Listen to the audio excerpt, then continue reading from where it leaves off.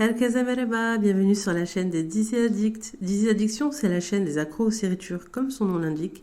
Si vous ne souffrez pas de cette addiction, franchement, on va pas se comprendre, vous n'avez rien à faire là. Hadi başlıyoruz.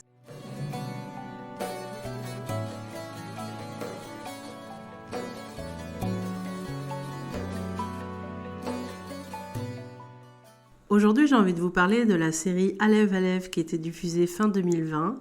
Alors, je vais avertir les personnes qui veulent absolument rien savoir avant de regarder une série.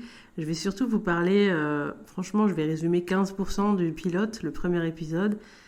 C'est tout. Il y a un tas d'intrigues, de rebondissements. Je ne vais pas vous en dire plus, je vous rassure. C'est surtout pour vous donner envie de regarder cette série que j'ai pris plaisir à regarder, pour ne pas dire surkiffer. Alev, ça veut dire flamme en turc. Il n'y a qu'une saison, malheureusement. Il y a 28 épisodes. Moi, les 28 épisodes, je les ai éclatés. Mais j'ai compris avec le recul qu'en fait, une deuxième saison n'était pas nécessaire. Allons droit au but. Je vais vous parler de l'histoire et du casting en même temps, histoire de ne pas faire une vidéo d'une demi-heure. La série, elle tourne autour de trois femmes. Franchement, c'est un trio de choc. Trois femmes qui vont voir leur destin bouleversé suite à un incendie, d'où le nom de la série. Cet incendie, c'est l'élément déclencheur dans le scénario. Je vous en reparlerai plus tard parce que pour moi, c'est la meilleure scène de la série. Commençons par la superbe actrice Demet Evgar, alias Cemre dans la série.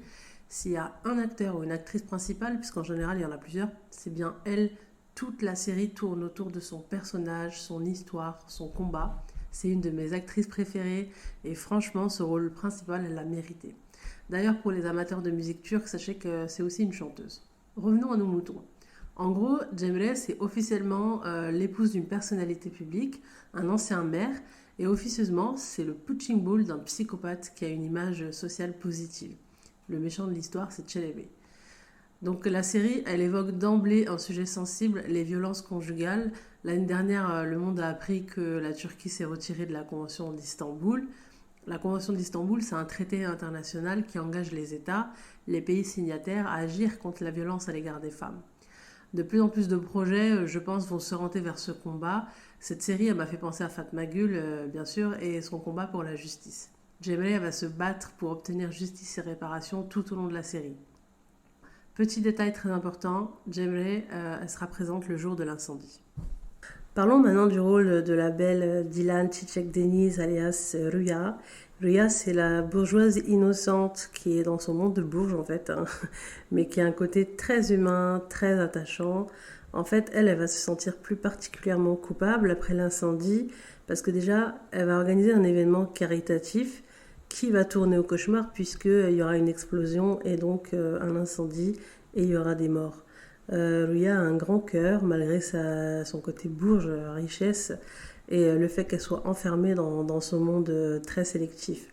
Vous savez que dans les séries turques, on adore le contraste entre les riches et les pauvres. Le choc des classes, c'est vraiment un classique.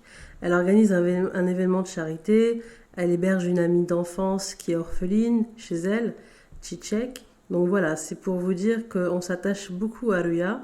Elle est empathique, ouverte d'esprit, malgré le fait qu'elle fasse partie d'une classe sociale élevée. Donc ça, c'est le stéréotype. C'est la belle Hazar Ergüçlü qui joue le rôle de Çiçek, l'amie d'enfance hébergée par Rüya. Je vous parlais de trois femmes, d'un trio. Çiçek, c'est le troisième personnage, mais malheureusement, c'est elle qui va prendre le plus cher. Elle serait une victime directe de l'incendie puisque son corps, son visage seront brûlés. D'ailleurs, j'applaudis Murat Polat, le maquilleur qui s'occupe du maquillage effets spéciaux, qui s'est occupé d'elle. C'est juste un magnifique travail, franchement, il n'y a rien à dire. Hazar, elle a dû patienter 5 heures par jour pour jouer les scènes juste après l'incendie. Bravo à Murat qui a bénéficié en plus de conseils de médecins spécialisés dans la prise en charge des grands brûlés. La série turque Alev Alev n'est pas une série originale. Et oui, elle est adaptée d'une série française, Le Bazar de la Charité. Vous en avez peut-être entendu parler. Moi, personnellement, la dernière série française que j'ai regardée, c'était Les Filles d'à côté. Le Bazar de la Charité, c'est une mini-série historique franco-belge. Elle s'inspire d'un fait réel, l'incendie du Bazar de la Charité qui a eu lieu en 1897 à Paris. Le Bazar de la Charité, c'était un endroit où on faisait des ventes de bienfaisance. On vendait des objets d'art, des bibelots, des livres, des bijoux, tout ça au profit des pauvres. Il y a eu 125 décès, dont 118 femmes. Alors pourquoi principalement des femmes? En fait, elles portaient, vous savez, à l'époque, elles portaient des vêtements très contraignants qui les empêchaient de se mouvoir, mais surtout parce que les hommes présents au moment de l'incendie ont très vite esquivé les flammes, bousculant, piétinant tout le monde avec des cannes et le poing pour se frayer le passage, au détriment des femmes livrées au feu. C'est dégueulasse, mais c'est comme ça, chacun pour soi. La série française, elle s'est inspirée de l'histoire d'un événement historique français. Les Turcs, eux, l'ont adapté, évidemment, puisque cet événement n'a pas eu lieu, au point où, quand moi j'ai terminé la série Alev, je me suis dit, en fait, ils m'ont donné envie, les Turcs, d'aller regarder la série française. Et moi, je suis passionnée d'histoire, donc je me suis dit, vas-y, fais un effort, va regarder la série française, c'est la série originale, mais j'ai même pas pu regarder le premier épisode en entier. Je crois que les séries turques, elles m'ont contaminée. Plus sérieusement, au niveau du jeu d'acteur, c'est incomparable.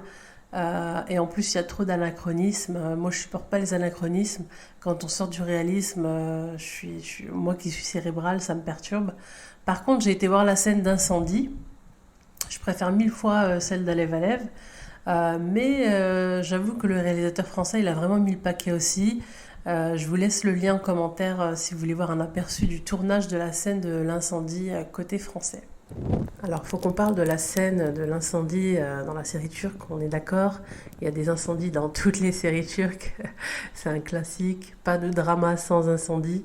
Par contre, dans la série Alev Alev, la scène de l'incendie, comme je vous l'ai dit au début, c'est vraiment le moment clé de l'histoire. Cette scène, elle est juste magnifique, moi je m'en lasse pas, elle est vraiment réussie, j'arrive pas à trouver d'autres équivalents, même dans le cinéma. J'arrive pas à trouver d'axe d'amélioration, franchement. Elle a généré énormément de réactions sur les réseaux sociaux. En fait, il y a une usine de sable qui a été transformée en citerne. Elle a été incendiée avec des experts. Le tournage a duré 10 jours.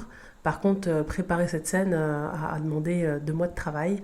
Donc il y avait des médecins, des pompiers, des experts en incendie. Au total, il y avait en tout 400 personnes. Bravo à Ahmet Katoksiz et à toute son équipe. J'ai jamais vu une scène aussi bien tournée et avec un jeu d'acteur aussi réaliste.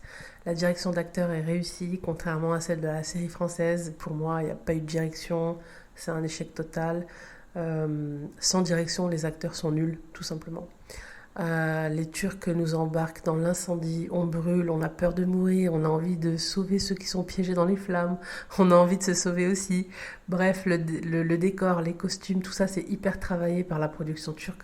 Par contre, on nous offre un tel niveau de performance, un tel jeu d'acteurs que c'est juste bluffant. En fait, il n'y a rien à dire.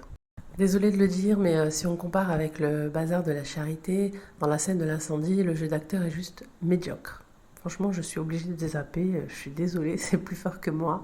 Rien qu'au niveau de la gestique de Rüya, par exemple, elle nous embarque dans sa panique, dans sa peur effroyable de finir carbonisée. Elle est tétanisée, elle n'est pas juste dévastée, elle n'est pas juste en train de crier en fait. Je ressens pas ça dans la scène de l'incendie de la version française. Comment je peux y croire du coup à cet incendie? En plus, dans la série française, il s'agit d'un fait réel, quoi. Enfin, moi, j'ai besoin d'y croire. Dans le bazar de la charité, les dialogues sont nuls. Les enfants, les anachronismes. Les enfants tutoient les parents. Enfin, à cette époque, les enfants ne tutoient pas leurs parents. C'est juste impensable. Bref, je vais arrêter d'incendier, c'est le cas de le dire, le bazar de la charité. Je vous laisse juger par vous-même. Il y a beaucoup à apprendre des Turcs. Encore faut-il connaître leur travail. C'est la fin de la vidéo, j'espère que je vous ai pas trop spoilé, que vous allez regarder la série Alev Alev. Et pour les personnes qui ont déjà regardé la série, c'est comme je vous ai dit au début, j'aimerais bien avoir votre avis. Abonnez-vous, likez et surtout, échangeons ensemble dans les commentaires. Il y a tellement de choses à dire sur cette série. À bientôt pour une nouvelle vidéo.